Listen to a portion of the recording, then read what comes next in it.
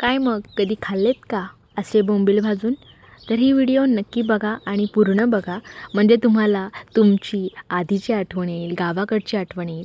तर इथे मी घेतलेला आहे तवा आणि त्याच्यामध्ये सुके असे बोंबील घेतलेले आहेत आणि हे असे मी गरम करून घेते आहे.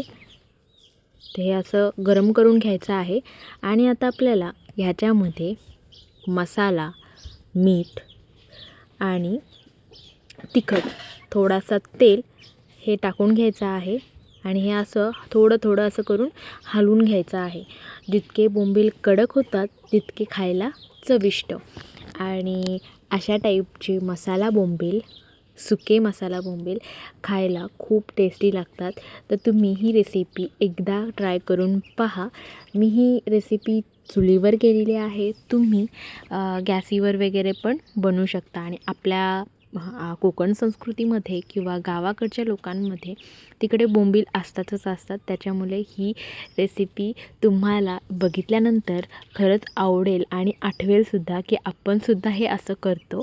आणि हे तयार आहेत आपले बोंबील. हे भाकरीसोबत तुम्ही खायला छान लागतात.